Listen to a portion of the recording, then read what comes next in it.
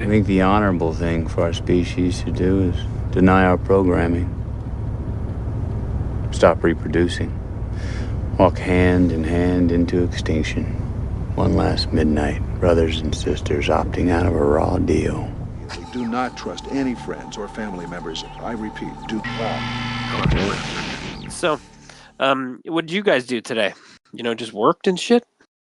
Oh, actually, more interestingly, my remarks. So someone commented on my fawning defense of Doug Ford in our last episode and accused me of being part of Ford Nation. Oh wow! Yeah, Wow. That's fantastic. Yeah. But because they knew that I was wrong about the airplane. Okay, so the Doug, there was, going back in time, our premier Doug Ford, he purchased a luxury, like a 9-year-old luxury private airplane or whatever, because he's a fucking stupid coward who's afraid of flying. That's another thing I didn't realize, that the reason he did this is just because he's afraid of flying, and they did have previous airplanes, but they were like two propellers, single prop or dual prop jets. They're not that, they're not that fun to ride on. And so he was just a fucking coward. Yeah. So I just I'm going on the record here.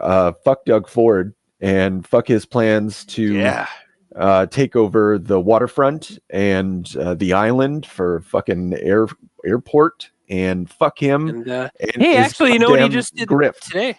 I'll add a fuck to that.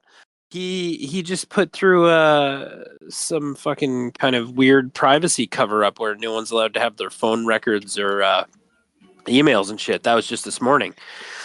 He passed that as a little greasy law in one of his omnibus things this afternoon. He's a big fucking piece of shit grifter, and him and his fat goons are useless idiots. This is a shocking heel turn on Ford Nation, guys. Yeah. I know we used to be for the people, but yeah. Honestly, I think anybody could run the province better, even whoever the fuck the liberal is. Yeah. Just anyone. Yeah. Well, all you do is just hand out favors to your friends. It seems pretty easy. Yeah, I kind of want this job. You guys could benefit. Everybody could benefit. I want a white envelope stuffed down my pants like a big fat grifter. You know what also puts a big white envelope of cash down your pants, guys? Shitty mobsters? Shitty mobsters. Just shortly before they get their brains blown out.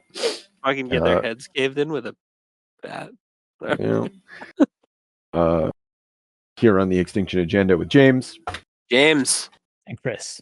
The man on the internet most likely to send young men off to war as believers and then turn them into cynics. Wow. Yeah, I know. That's horrible. That's like you're killing a man's soul, Chris. Well, being accused of being the Lord of Ford Nation now has really got my energy back. I feel invigorated. So good. Great. So we got energy today to talk about Garth Ennis's.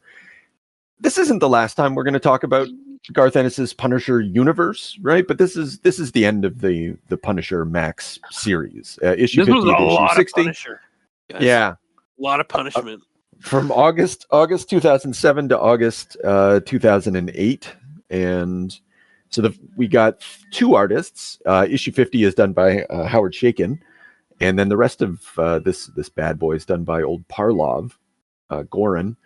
And he's doing pencils and inks. That's important to point out. But the colors are by Lee Lowbridge or some shit. Actually, I don't think I wrote that down correctly, but yeah, I can't find it. Lawridge or something. Anyway, so beware the fury of a patient man, guys. Yeah, that? Are we going to go through this like sort of chronologically? I guess that's the. I think we're going to need to. I mean, because basically we got a Barracuda story. Barracuda's back. Well, I know. I was bummed because we didn't do we got the Barracuda book. That's a standalone. Mm-hmm. But then we're still wrapping up the Barracuda too. Mm-hmm. And I think later on when we do Nick Fury, we'll throw in the Barracuda. Bring him back as we go through that stuff, because I think that could work.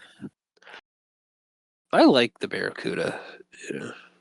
He's a fantastic villain. You don't even mind that he died. Like, I don't need him. He came back a second time. That's pretty good. Very rarely does there a Punisher villain that makes it. He actually had a number of mini comebacks throughout. Mm-hmm. Like the Punisher had a really hard time dispensing with him, and I just think it was used really well. Yeah. What do you think of Howard Chaykin's art, James? Let's maybe talk about the elephant in the room here. You know what? It's fucking terrible, but like, there's something kind of fun about it. I don't know why. It doesn't not suit the Punisher. No. It's just kind of fucked. It's like a bad fever dream. There's a tremendous attention to background detail. Everything's which we always bitch about. So like, how can you be mad with all these beautifully rendered rooms? And he loves to use like floral patterns in a photo, like a shitty Photoshop sort of way, and like make it really obvious but still kind of stylish. He puts it on everyone's clothes, on the couches, on like pillows and shit. Anyway, it's I wasn't mad about it. I thought it was actually kind of cool. It didn't take the piss out of me. No. And at the same time, and I sent some pictures, I think like one of the things that makes this art so weird is his inability to draw a human face in any way that isn't like the mouths are slowly growing all the time. I just feel everyone's mouth is way too big or something. I don't think any faces are consistent. Oh, that's true too. Yeah, like Yorkie here. I don't know who I'm looking at from panel to panel. But the best part is it's almost like I'm going to throw a Ralph Steadman in there. Like there's a clean, like deliberate sort of work at play in the madness of it, you know? Yeah. Or who's our the Max artist kind of guy? Oh, Sam Keith. A little bit of vibe there, you know. Maybe that's a bit of a stretch, but yeah. R.I.P. to Sam Keith. I'm not sure if you guys knew, but he died recently. I did see that. Yeah. I didn't know. Yeah, that's a sad one. Yeah. What a bummer. Yeah. Yeah. I can't say I've read a whole bunch of his comics, to be honest, but the strength of the Max alone and just the weirdness and idiosyncrasy of his art, he got to pour one out for him. Definitely a unique fellow. I like that. I like that you said pour one out for him. Yeah. And later on, I got to tell you guys that I have psychic powers and I have evidence of this. But we'll get to that later. You're gonna have to use it against Ford Nation from now. Anyway, I think so. Circle back to that too. Yeah, I don't know. It's more of a curse than a blessing. This power that God has given me. But okay, so the Barracuda has opened up, and alas, poor Yorkie, we knew ye. But it's all over for him. What'd you think what'd you think of this bit, Chris? Oh, that's a dark opening with the page 1, second panel. His wife's shot in the back. He's immobile from the damage that the Barracuda's done to him, just like slumped against the couch. And it's just I've said before, I like the whole Yorkie thing. Like there's an element to Garth's military interests that just doesn't sit well with me in these comics, like the sort of like the SAS sort of like, he'd be pretty good in the Punisher's universe too, like that sort of like fetishizing of these different ranks and that sort of stuff.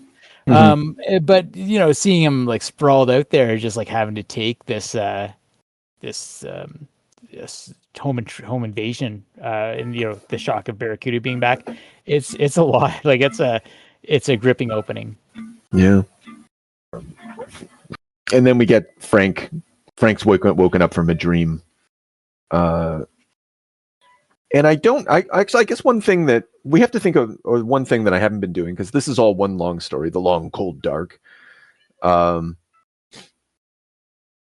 something of like this opening is very atmospheric, but I'm not. Oh, actually, no, I take it back. It does establish like a theme that runs throughout the thing. So yeah, he has a dream about his family, and we get like the up until this point, Maria and the kids have been evoked. We've seen their bodies got taken and pissed on and shit. And every once in a while, we'll see something about like the children screaming, holding their guts or something. But we've never.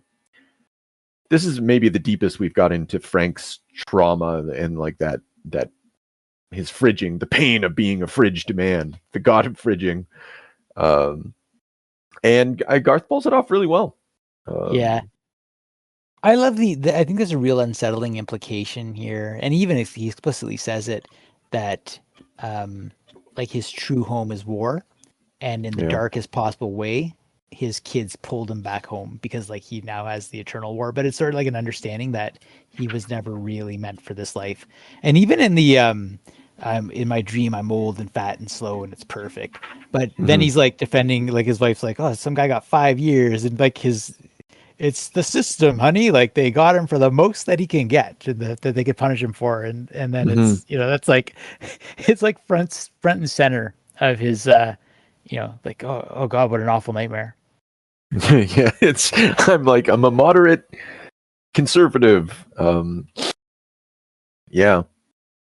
So yeah, these and then we cut to the Maria and the kids getting shot, and he's holding them, and that wonderful analogy about like the pain inside that he's locked up, and he talks about white phosphorus and how you have to dig it out of you, otherwise it like burns you more. Like white phosphorus is the memories. Like it's an apt military metaphor. It's a deeply, I don't know, like sort of visceral metaphor for like how painful memories can be. And like Garth does a really great job of, and I think we talked about, like, I like when it's big and mythic, right? And when Garth brings out the poetry, this is the Punisher for me.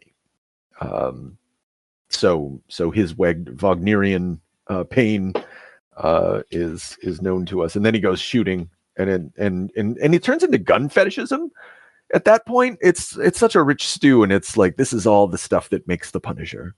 Yeah, and that M16 versus the AK sort of, we talked about this so many times, but it's that they failed the troops. Like somebody made an advance, they could have made more money. The M16 got a lot of people killed versus the steady AK-47. But then I love how he's talking about the ammo, like that the 7.62 slow and heavy pushes innards out of exit wounds and takes limbs off at the joint. Like there's like even down to the like this is the proper way to go about it. Yeah. Well, you gotta fucking kill them, right? And I don't know the name of the guy. I didn't look it up. The gun that he's using. He names the grenade launcher, but he doesn't name the gun. And I thought that was an interesting insider kind of a showing off, or a little something for the real gun fans out there. Who really likes the Punisher. I took it that it was the M16 because he talks about the 40 years of development. They finally got it like halfway right, but then there are the flaws. Like it, if you bash someone's face in and all the plastic. Oh yeah, you're right. Yeah, okay, I'm an idiot. You're right. Yeah, there it is, right there. Well, there it is. So he's I'm willing to use it. Smash it over someone's head while the spring-loaded crap inside is rendered useless. And then he talks about his Colt 45 after. And so you get all that. Yeah. 8 shots. No, sorry, I was just gonna say. Yeah.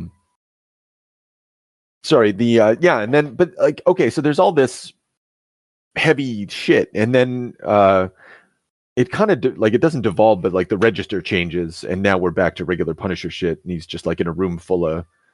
Well, I guess that kid gets kidnapped. The Barracuda's up to like some bad shit, but. And then we're off to the races with a sort of regular kind of Punisher story. Not really a regular Punisher story. He had a fucking baby. Oh well, not. Oh, sorry. I just mean in the rest of this issue. Actually, no, maybe even that's not true either. I guess he gets a baby at the end. You're not wrong. Okay. So then what, you tell me, how does it go next? Well, I mean, I just find it really odd that they decided to give the Punisher like a child that he didn't know about. That's a gutsy move from Garth, because I feel that can go awry. Mm-hmm. That is a weird choice for the Punisher, and implicates all kinds of family ties, and but it's such a great because Garth did it, it ended up being like a great way to draw out his family history and his own trauma, and kind of do the flashback thing without doing a complete origin reboot. I like to learn about what a new writer's take would be on Frank Castle's origin, especially Garth Ennis. Everybody would have wanted that, but nobody wanted him to reboot from the origin. Nobody wants it.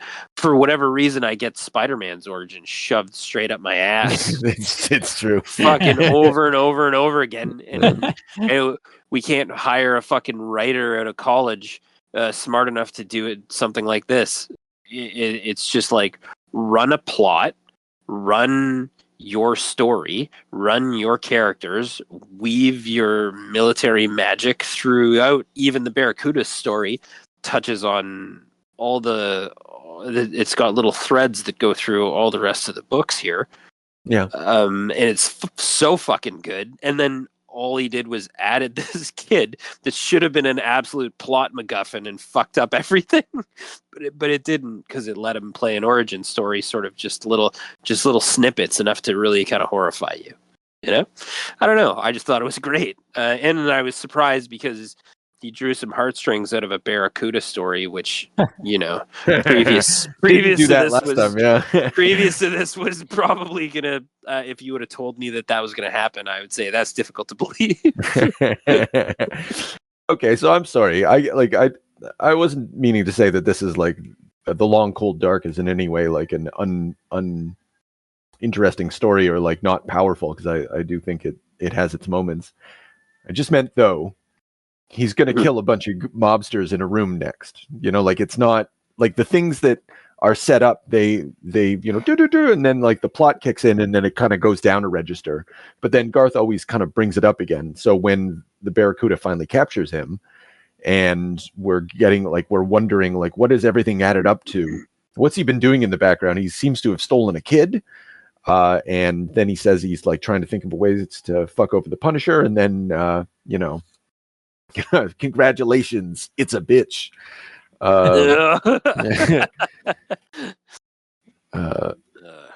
And yeah, you immediately, and like you're saying, James, like, you immediately know the stakes at that point. Like, one of the ways in which Frank is Frank's, I've said it a million times, one of the ways, one of the few ways, three or perhaps three ways, that you sanitize the Punisher and make him an acceptable hero is like, he'll always fight for the innocent. You know, he's essentially like a super dad, in addition to being all this monstrosity that he is. And this, there's a couple ways in which this story explores that particular washing of the Punisher. And to Garth's credit, it kind of yeah, like you were saying, James, like it allows us to get something deeper into Frank Castle as the god of fridging. You know, like, you feel up until this point that you maybe understood what fridging meant for him, but Garth's like, well, no, not really. You know, like, and the only way to show that is to have him once again threatened with yet another fridge. Exactly. Yeah. I love that the idea to like incorporate and transcend with Frank. You got to give him another kid that might die, and then that'll up. You know, that's the only way to get back to the origin. Like, give him real superpowers. Mm-hmm. Sure as shit does. I'm a big fan of Nom also. Oh yeah, man. Yeah. I like throwing back to that with Frank Castle. It's gutsy. And I don't know, it's just, it harkens back to like the original sort of like military superhero in Marvel, you know? Yeah. and I just thought that was a nice touch too. And that gets brought to the forefront, moving forward as well. Yeah, for sure, like times 1,000.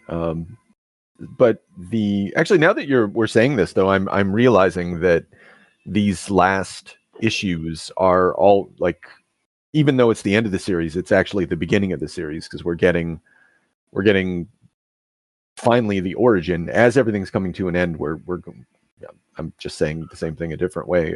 Like we're getting the beginning, both from the fridging and then from his own experiences in Vietnam. Yes, it does. Yeah, it's tied full circle. Yeah. One problem we might have talking about the rest of this Barracuda story is it just turns into more of a Barracuda story as we go. Yes, it's fucking brutal. But I mean, basically, like anytime the two interact with each other, it's just a knockdown, drag out, worst fight you ever seen. They're so cruel to each other. And it has a spy versus spy kind of energy that you kind of like. Yeah, I like this side of this is something that Garth will do. The dismantling of a human being, like slow by bit. It happened with Star. I'm sure it's happened in other things, but like just this idea of like, what body parts can you lose and still keep coming? And that's very much the logic of this. It has been from the start with Barracuda, but now he gets his cheek bitten open. He's got, we'll talk, I'm sure, about some gruesome injuries. Might as well now. Why not? Let's just nose pulled off with pliers. Yeah. They hooks him up to the car battery to his balls. I let him stand there 45 minutes. Until there are no lives left in him. Yeah, I've probably done worse. right then, I didn't care. Yeah. I like how the Barracuda tries dirty tactics on him too, like shooting a doll. Yeah. Try to get him to rush him into a hand-to-hand fight. Yeah. Also, fucking really enjoyed the bringing this artist back. Oh, yeah. Goran Parlov.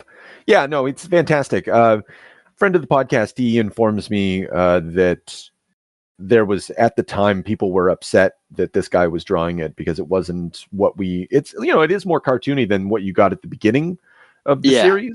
And I think some of the people, a vocal minority, I would imagine, they didn't like that tonal shift, but I think those people are wrong. I don't think they could be any more wrong. Goran does the stuff that you want to see. And Barracuda's a cartoon, so like it's like we get into some fucking Acme logic here, once he shows up. So yeah, it's true. But that doesn't account for like the next issue for Valley Forge, which is much more. That's true. I didn't realize it was him doing that since. All right.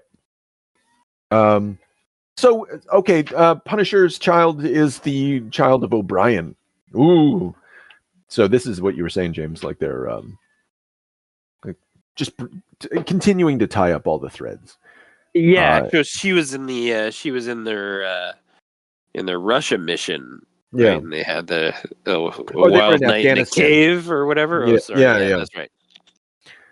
But yes, yeah. And so, like at that time, like there is a sort of love and marriage or whatever. So he's recreated the family through his adventures. I guess because he's super dad, right? He just grows families.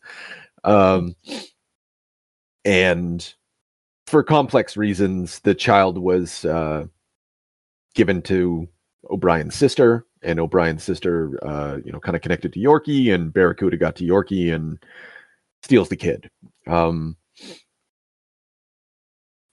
there was, I might as well say it, yeah, because we've been talking about this for a while. The one of the ways in which the Garth, what is it when he's sitting with the kid, he's looking at the child, and he's talking about how afraid he is.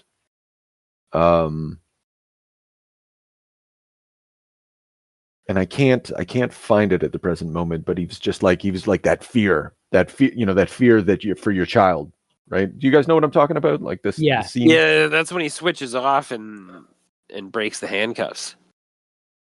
Oh, is that then? Isn't it? Okay. I thought so. No, it might be. I know he starts having like flashbacks to his family or whatever, but I think it's more of a moment when he's just sitting around and thinking, and he's just learned about it. But I guess it really doesn't matter whenever it happens. I thought about how that plays to the vanity in some sense of the father, because there is this. I don't know. Well, maybe I'm not vanity. I don't know. Are you guys that afraid of that your kid's going to have a thing? Sorry, like maybe this is too personal. No. But I just found I just found myself thinking, like, I was like, who's afraid? Who's that afraid of this? Like something might happen, right? Like something could always happen, but I mean, I've never had that gripped fear. Like maybe maybe is more for dads with daughters. Well, that's the thing that I find myself, and I think that's where the super dad comes in, and then I find myself like there's something so cliche about that. It's that Taken logic, right? It's like there is, but there's also like, I don't. I'm trying to say this without delivering like some horrific word salad, but there is a like a general fear because there are more horrible things that can happen. Yeah, no, it's true. And so Frank's seen them all. Yeah, so you can stack that. But I'm thinking like if I'm thinking in terms of Frank, I'm also thinking that'd be like elevated times a million from his original family, because now how many people want to kill him for whatever reason, and they don't just want to kill him, they want him, they'd be gleefully would like to make him suffer. Kind of like the Barracuda here. Oh, don't kill little, what's her name? Don't cutting up, what's her name? Don't stick your thumbs and shave in her skull. Yeah. Fucking sicko. Anyway. You make a good point, because women are what's the fucking fair sex? Oh no. I mean, like I was gonna say like crime statistics and shit. I like just straight probability of sexual assault or rape is far greater than for a man. I mean, I think that's what you're alluding to. Just as one example. And I think that's that's part of the trick, the devil's trick as well, with Frank and the whitewashing of his violence. Is he, he's protecting not just the innocent, but like the purity of the child, and specifically the female child. It's really tight. Like, and I don't think, like, I don't know what Garth thinks about it. I don't think it really matters. He's playing with like some sort of primal shit, but at the base of that primal shit is this idea of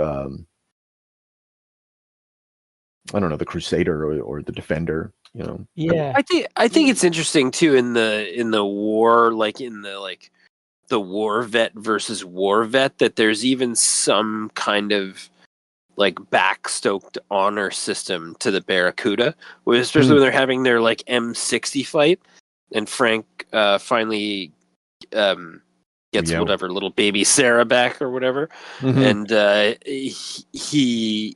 he finds out that she's been like well taken care of. It was almost like he threatened to do it, but it was almost like he just never could bring himself to it. He just wanted the confrontation with Frank. Yeah, well, we kind of see Barracuda's nurturing side too, right? Like we find out that he had taken care of his siblings. Like it's done very subtly, like just these little bits, but like he just enough to give you like not like I was gonna say not he doesn't have any redeeming qualities, but just to make him just a little, give you a little hint of that that you can kind of be like, oh, what a cool character. Yeah, and you see what kind of made him, right? Like he was, he's trying to protect his kid, like his kid sister and like brother from his dad, who's like super abusive, and like that kind of comes back in his fever, like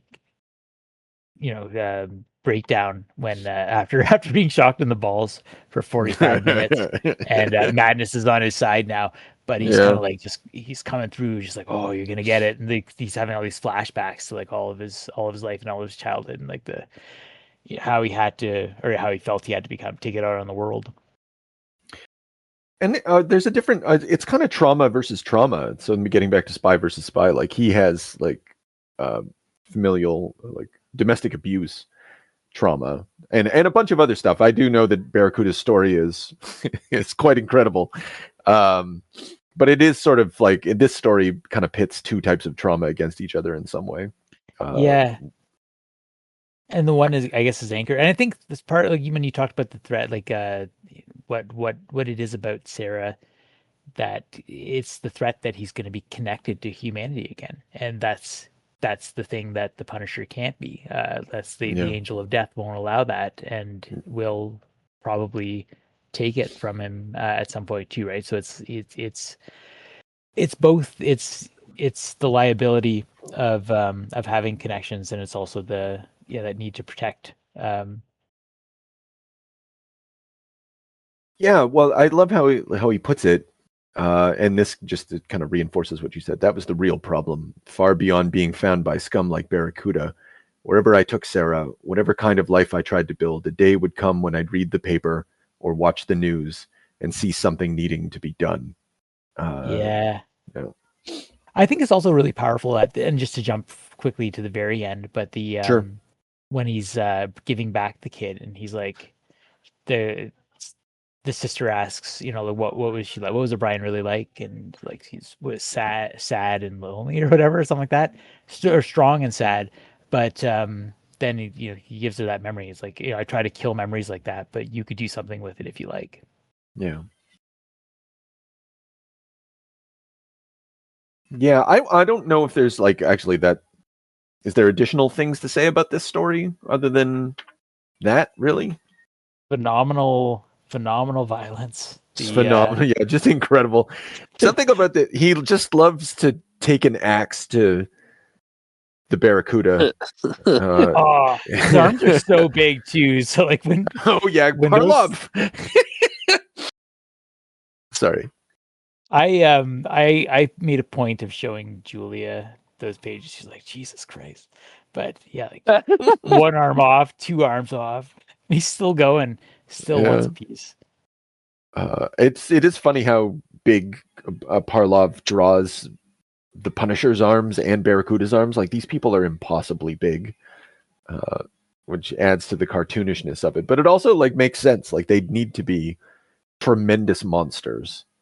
In order to I mean, Tim Bradstreet feels differently apparently, and I've always really liked that. But that's and it's just funny too how slight he draws. I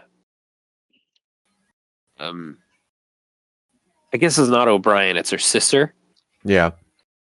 Sarah? No, it's the kid's name is Sarah. I don't. Yeah. Anyway, but just like compared to Frank, but Frank actually looks like the old cartoon Batman. Oh, you're right. Yeah, it's that size of a creature. Just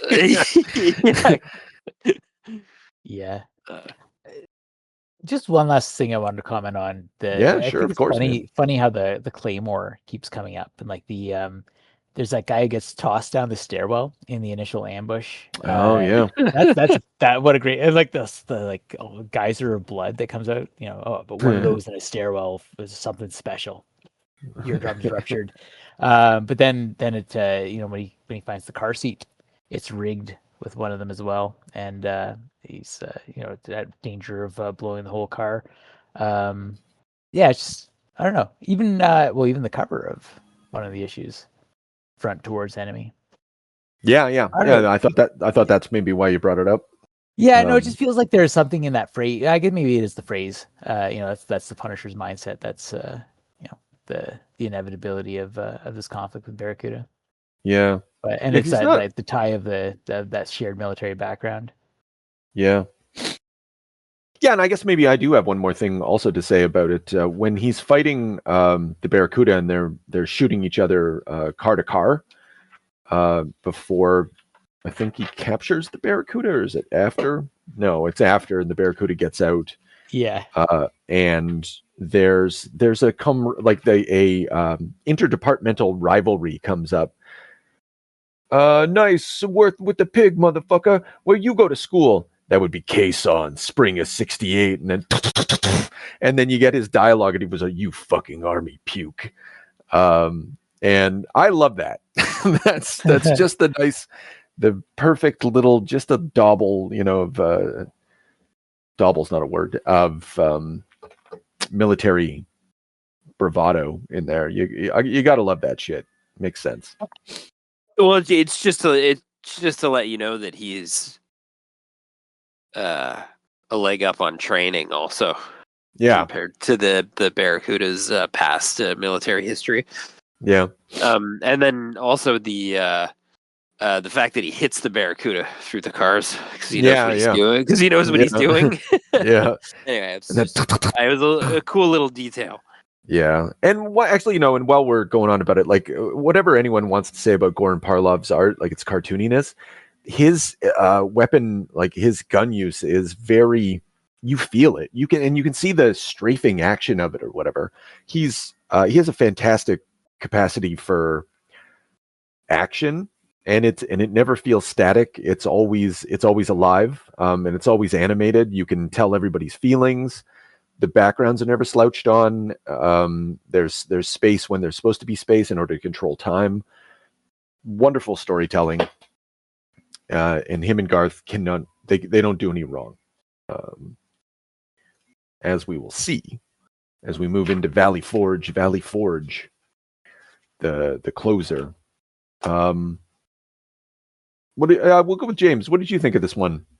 Because I don't think this is your first go around on this one, right? Yeah, I like it. I like that I like the generals are brought back, even though they're kind of end up being kind of goofy villains. Mm-hmm.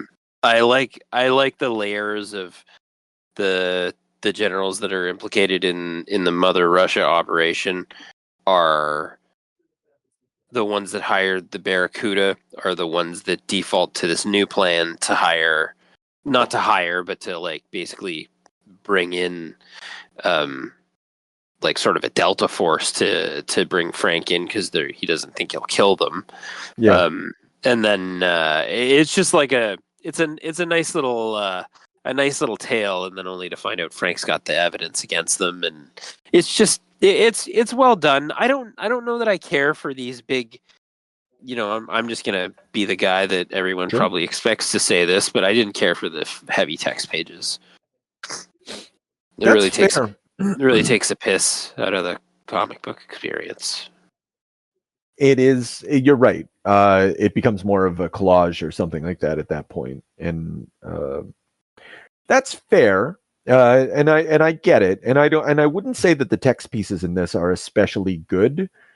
I think that they do the work that it's supposed to do. Like, it reads exactly like the sort of book that it is trying to emulate, and which is like a popular journalistic account of some sort of historical event where people are interviewed and they just say things, and then there's a thematic connection between all the little joints and bits, which is every book, of course. But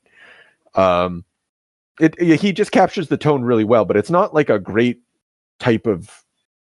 It can be. I mean, it's kind of a taste thing, right? Like, but I can see it being boring because reading throughout it, like, so much of it kind of annoyed me. Is particularly as an historian, I'm just like, why are these people's voices make no sense to me? Just stop talking. But nonetheless, like it's meant to evoke something about Vietnam. Because the book it's Valley Forge, the slaughter of a U.S. Marine garrison and the birth of the Punisher. And I don't know.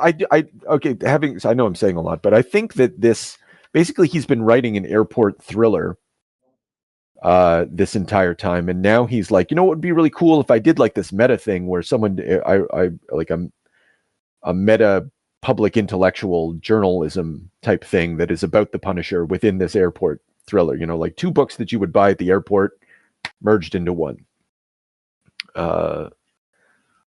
Yeah. And I think I don't know, it does have something to say about the Punisher. All that text, like whatever my complaints, it is very important to figuring out where Garth is positioning the Punisher in terms of the American like experience of war. Yeah. I had the task with this one of trying to figure out, because I had that lingering memory of, not liking the ending of this, or just being disappointed with it. Yeah. And now I do remember why. It's good. Oh, so good. You too. No, it is. I feel the same way, and I think James does as well. Yeah. Okay, good. Yeah, it's good. But like, I think one thing I kind of realized this. I'm going to be careful about how I say this. I don't mean to disrespect people who give service to the military, who die in battle, that sort of thing. Ford Nation. Yeah, exactly. Support your troops. But I feel like this is the nerdiest side of Garth Ennis, and there's almost like a comic book, like the sort of like who would win in the fight, like Punisher versus 6 Delta Force people.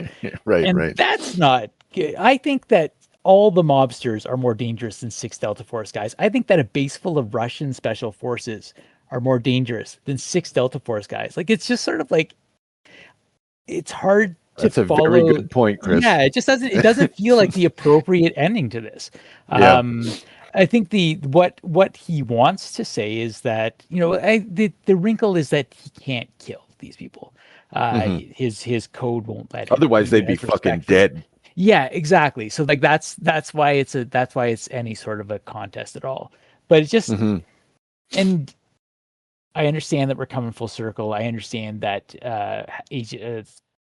Colonel Howe, he won't take a promotion because he's too much of a he'll tell the brass to fuck off, like he's not he's not a political guy. His roots are in Vietnam. His roots are in fact expressly tied with the Punishers.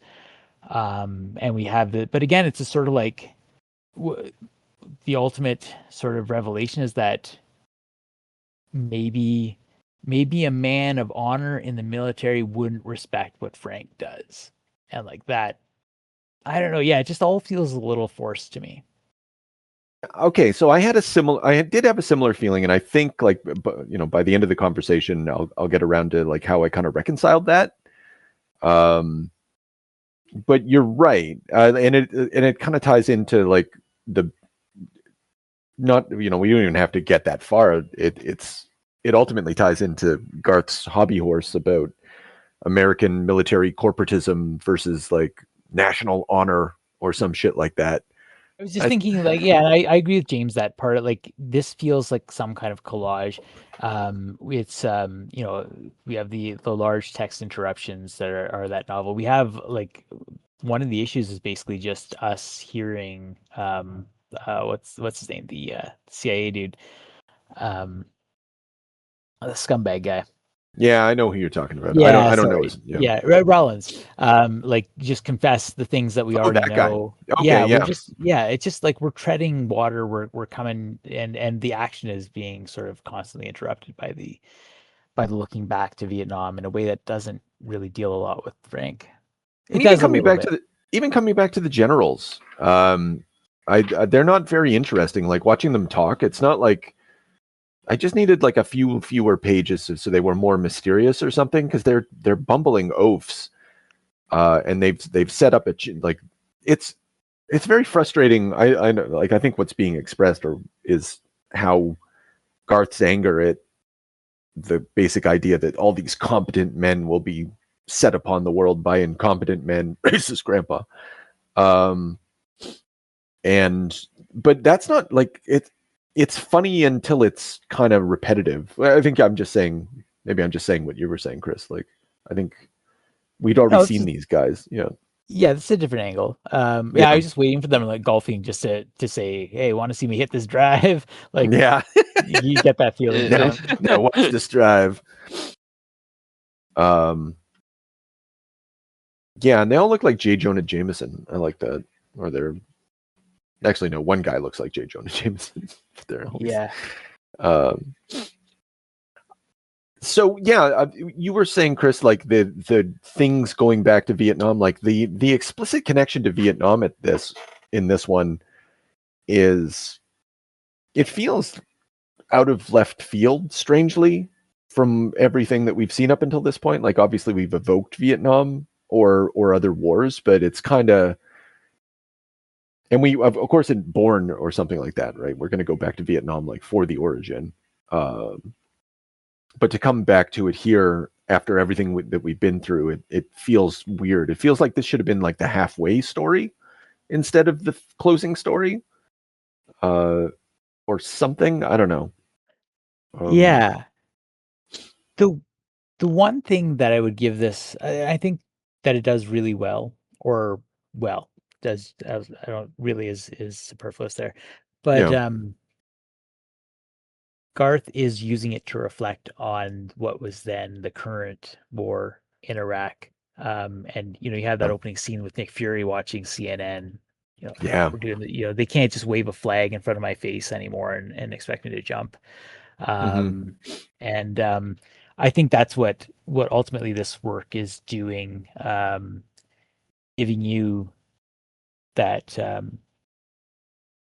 drawing parallels between the clusterfuck in Vietnam and the sort of the people pursuing profit and generals making decisions that have nothing to do with the ground, and it being war for imperialism's sake, or just purely ideological, like this break with like this the fiction that we're the good guys, like just kind of correcting things in the world like that. I feel like Vietnam is a big break in that sort of narrative for the American military.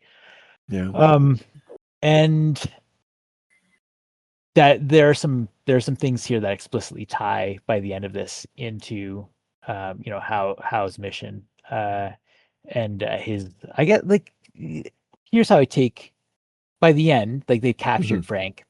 Yeah, it is again kind of full circle, because he's this started off, well, it started off with Bourne, but once we got into the Punisher Max, you had Frank in a locked room being pressed to serve his military again, or to do whatever. Oh yeah, you're right. Yeah, and like people trying to reason with him. But this is a general that Frank will, he'll listen to. Like he's not necessarily trying to escape, because he's, I don't know, tired or met his match or whatever. But Howe is trying to decide, are you worthy of judgment? Like, are you a soldier? And I guess what he comes to is like, I thought, like, soldiers, they make their peace with the world. They're ready to die at any moment.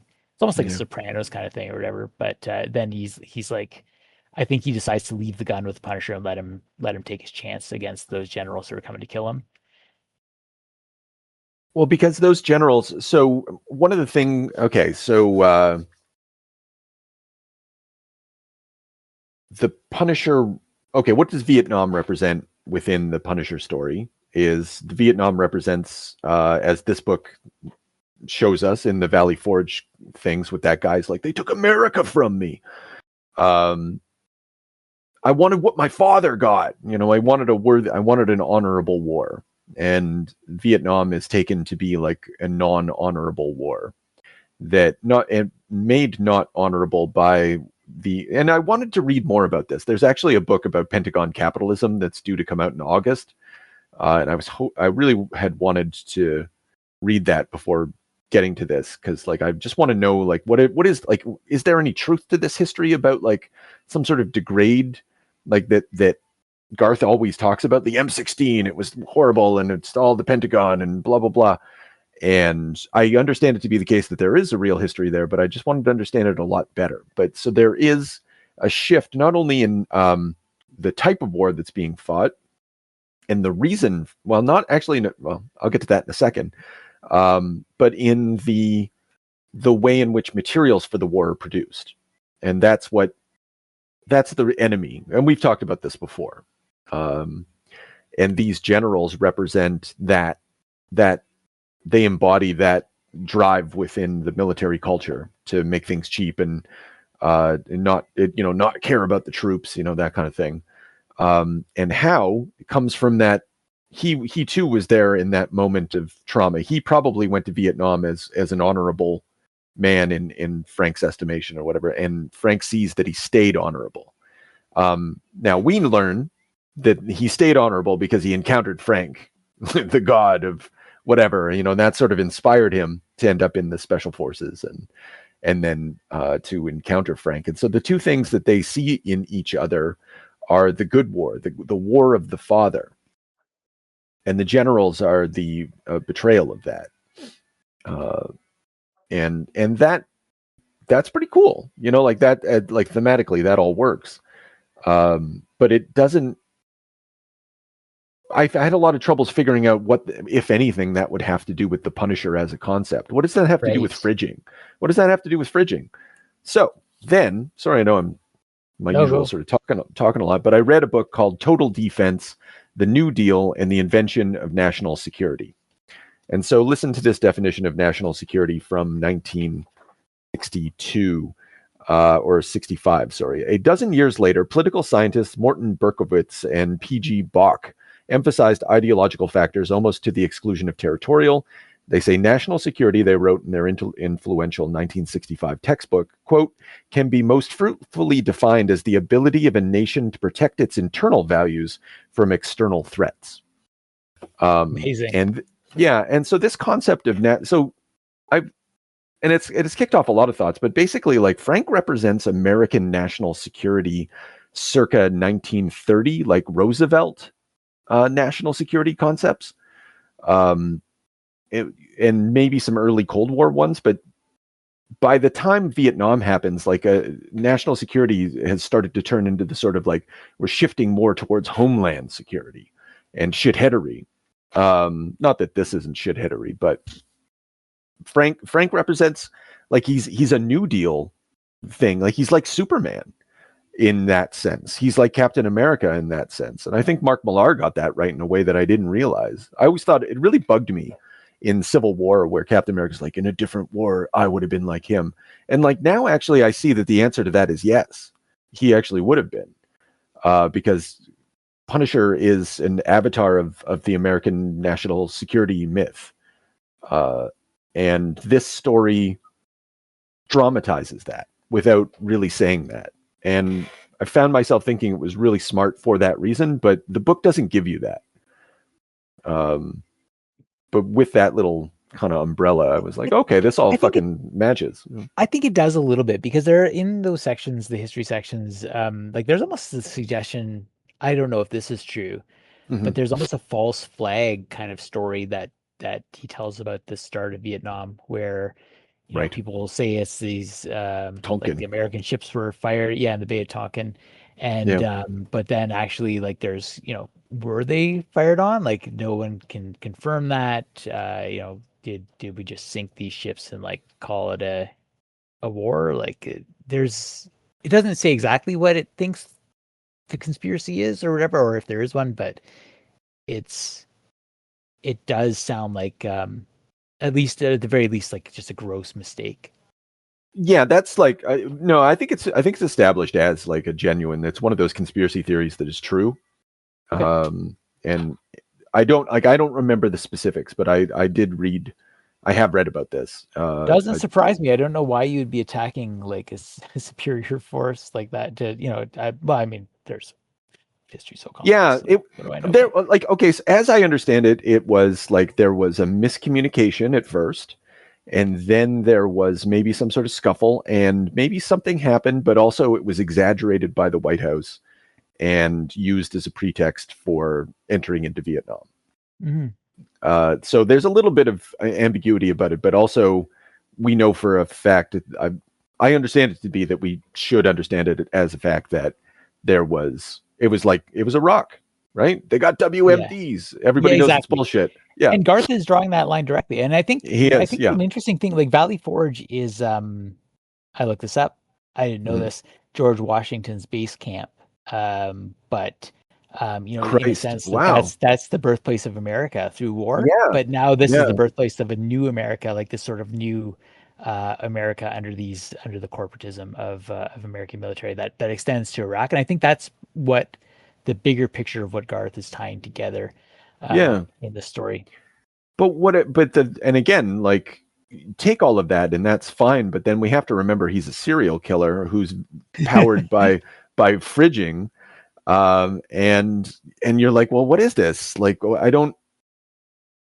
And it ultimately comes down on the path of righteousness for Garth. Like it's basically like, here's the happy ending for the Punisher story. It's like, we're not going to go out on one of a grisly note. Like, it's going to be like he's really going to fucking take care of the people who are really causing trouble, but for the troops. It's just people. This is why they put the skull on their. This has to be the reason they put the skull on their fucking special forces outfits. Not just because Punisher's awesome, but this story is really about the honor of the troops. Or not really. I mean, it's about a lot of shit. All the shit we were talking about, as a matter of fact. But the honor of the troop is definitely part of it.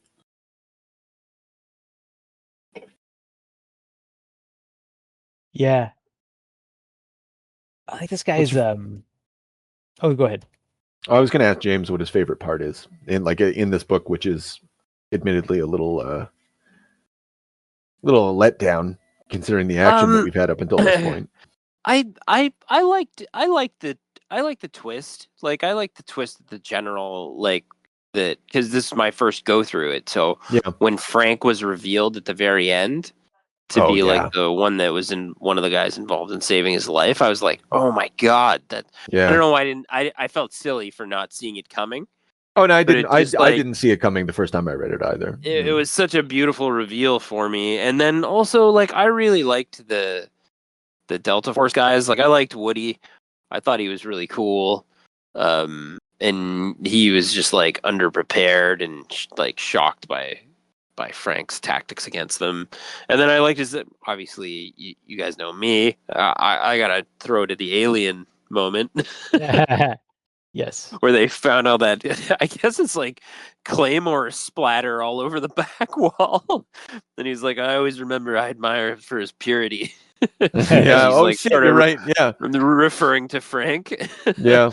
And then it was so funny that he catches them like fucking around in that back alley and just beats the dog shit out of that one dude in the elevator so bad. But I don't know. They're really cool. I don't know. It's really cool. It's another thing that's like a nod back to Frank's origin, and then like you say, it also sort of ties him back into the military, but also still leaves him on the outside because that general says he's like disgusted by what he does. Yeah. So I don't know that it's like a really nice moment for Frank. It's more like it's just accepting that he's gone, like he's decided to whatever, suffer or be death or whatever. And I don't know. And I just thought some of the tactics were neat, like the Batman style tactics, like blowing their eardrums, just breaking their noses, and arms and stuff, and just till the point where he kind of got like overwhelmed and caught, which is, but then like, see, I kind of enjoyed all this, but I do see what you guys are saying, that there's a just sort of a jerk off session for American Delta Force comparatively to all the other threats that he faced that are more severe probably. But I like Rev was saying too, he does add the little caveat that he's not going to kill these guys. He's just trying to get to the bottom of like who came in to set him up here. And then he does, and then he leverages the tape that basically they were. How political do you guys find that? Also, that commentary that the Americans hired Arab sleeper cells and stuff like that to sort of pump the tires on the war on terrorism. That's like an old school conspiracy theory kind of at this point. But I just found it interesting that it was sort of cycled back through this by Garth. Well, I mean, like that was the story of Operation. You're talking about Barbarossa, right? Like you're just talking about the basic idea. Okay. That's the Russian one, but it's just like I feel like it still wasn't You know what I mean? Like it's just yeah. The whole thing stunk of like the Islamophobia of the period. Like it's like I kept this sleeper cell going for 2 years. That's not real. So yeah, like it does play into the imagination of the radical Islamic terrorists, just ready to suicide bomb at any minute for their virgin wives. But but there's also this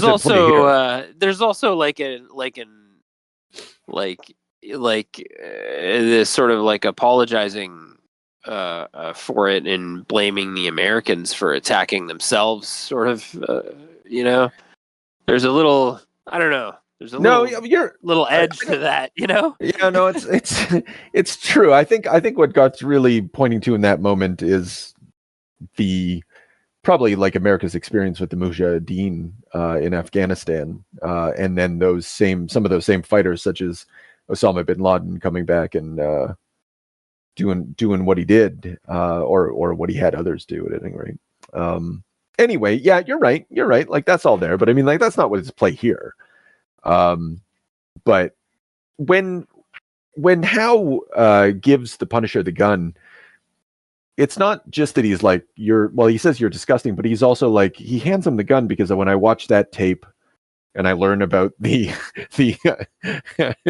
inside job nature of Operation Barbarossa and all that shit, and the conspiracy of it, and I think about what I see was set in motion in the name of profit. Yeah. I got to do this thing, and he puts, and then you think he's going to kill him maybe, but it turns out he let him go. And so he basically like, and Howe is like, he becomes the Punisher in that moment. He's like, I understand that there's a necessity here. We need to purify ourselves. Yeah. I think what gives that political, like I see what everyone's saying. There is some conspiracy to it, but it also like the plain sight security of like, there's fucking WMDs in Iraq that they used to go into the country, and whether it's for unfinished business, nation building, whether it's for Halliburton, we can debate that. But the cynicism that there are people using war to architect profits, I don't think that's debatable. Like there are you're right, and so that like no matter what shape that those conspiracies take in this universe, in this Punisher, like it still rings of truth because it's commenting on that present. Yeah. Okay. So when you say architecting war for the sake of profit, like, do you mean like, and this gets into conspiracy bits, or maybe it comes down to causality, right? Let's get rid of the word conspiracy. Like, I don't think that defense contractors are establishing whether, like, racist grandpa, and this is a wider debate. Racist grandpa didn't go to war because of Lockheed Martin or whatever. Like, he went to war for fucking whatever crazy racist grandpa reason. Yeah, I will say that once war is established, I think it's very clearly understood, and that you're correct. Like once war starts, profiteering, woo. Yeah. In so many ways. It's incredible. Yeah. And it is and I as I'm saying this, I'm reading, I mentioned in past episodes, I'm reading the old Exxon. Yeah, Private Empire, and when it is complicated, like I don't want to defend Bush, but they were very conscious of the optics of and what the Iraqi establishment, how far they would bend on oil. Like nationalizing oil was really important. So like they were cautious not to try to give appearances within Iraq that they were trying to take over these sorts of things. Whether it's just, there's only so far that those narratives can go. Without encountering the realities of, or the nuances of trying to build and or to go into a country. Anyway, like you're right. It is what you're saying. Yeah. I guess it's just that dual like all these sides of war. But it is possible to view, whether these generals represent just that, like the worst possible instincts in it. I think they do, and this gets to what you said, James, about Garth's villains. These guys don't come off as great villains because they're too cartoonish and they're too goofball, and they've never stood a chance against Frank. They're money men, guys behind the scenes. Nonetheless, though, they're the worst version of all of that. And that's a Garth staple, like I'll take a villain and I'll just make them the most villainous. And so, yeah, they don't have, like, none of them had a personality that stood out. There's no Doctor Doom among them. They're just all a bunch of corporate faces. Yeah. And that's kind of a weakness. And which gets back to what you said, Chris, that this is kind of the climax of this really doesn't, it's not worthy of everything we've seen up until this point. Yeah. I do like the very final pages. There's some real beautiful writing here. And I think it does anchor those themes that we're talking about. For sure. This is America. And you got Nick Fury watching CNN, and can you hear us now? That line, like, this is our magic words. It's that radio signal that they were supposed to be broadcasting. And it's the call of history across, like, from Vietnam to the present. Like, are you able to see that this manipulation is happening again? And then Nick Fury's having that drink, and the bartender comes over and he's like, same again. And is he asking for another drink, or is he just saying it's the same war? It's hard to tell. Yeah. And then the epilogue, the war was much like any other Vietnam. Yeah. I was gonna say, you guys notice a little detail.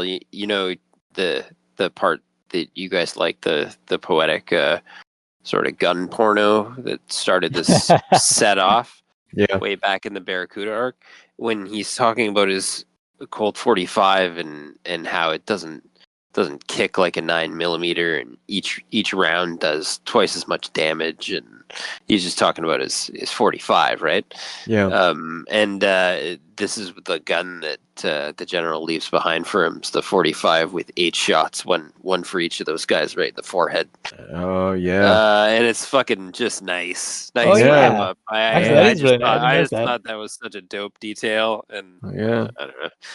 That's great. That moved me. Real Chekhov's gun on that one. Literally put on the table. Yeah, staring us right in the face. Yeah. So, like, all told, I was not disappointed. Like, ultimately with the ending, I was just kind of. It just wasn't as action packed and big as some of the stories that we've seen before. Some of the villains weren't as villainous. I think Garth moved over to the thematic, poetic elements of it. Wanted to hit some beats about Frank's relationship to the American myth, and to Vietnam and the trauma, the national trauma, and but I think in doing that left something of what Frank is about behind, and made him all that, like, we've already said this. I'm just trying to kind of sum up, like, all that fridging stuff had been dealt with so thoroughly in the previous bits that perhaps Garth thought that energy would flow into this story, but there was nothing to connect it. There was no channels for that energy to flow, no fridging energy for us to keep ourselves cool. And I don't know, kind of a, I don't know how you would do that, but I think something like that for the perfect Punisher ending. So there's something for us still to strive for as mere mortals. We could try to do a story like that, Valley Forge, but with some more fridging in it. It's just putting that out there. One for the MCU. Yeah, that's right. The best is yet to come. I'm telling you, higher and higher. When you look back on your kind of long association with the character and your massive impact on the character, and how much that run is held up as the run, really, how do you feel about it all? I'm still very, very fond of the work I did on the character, especially the Max run, where I really felt I nailed it. I'm not that crazy about the Marvel Knights stuff, and yet at the same time, I would have to acknowledge that goofy as it is, it did introduce my work to a much bigger audience than I'd ever had before. Prior to that, yes, Preacher had taken me a certain distance down the road, but all of a sudden, my work was in front of a mainstream Marvel audience, and you remember what it was like in those days. I do. Maybe it still is to an extent. You had readers and retailers who would basically stop reading the catalog when they got past Marvel and DC. So, and you would have people who would read nothing but Marvel. I mean, many people. And so that audience was alien to me, and I was alien to them until that book. But I felt that I really nailed it with the Max book. And if people like what I did, maybe it was just because no one had been able to do the Punisher properly before. No one had ever really been able to isolate him, take him out of the Marvel universe so that we can stop messing up good crime stories with silly superhero characters. Yeah. Mature Readers label helps. You are free to explore almost any aspect of the darker side of life. Everything came together perfectly with that book, and I'm still very pleased with it, and I still enjoy returning to the character. I believe my latest Marvel Max Punisher book will be out later this year at long last, and of course with the reappearance of the material in the omnibus editions, I'm glad it's alive and well. I'm glad it's still out there. It's it's work I can happily hold my hand up to, as it were.